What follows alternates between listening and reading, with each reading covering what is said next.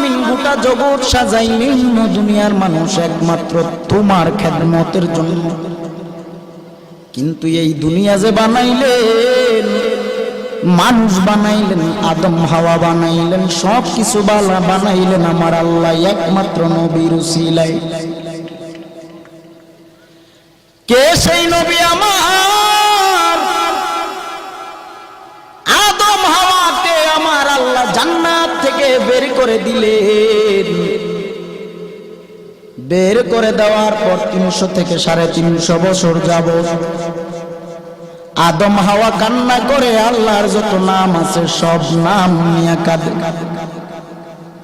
গফুরুর রহিম নাম তোমার আল্লাহ আল্লাহ আল্লাহ।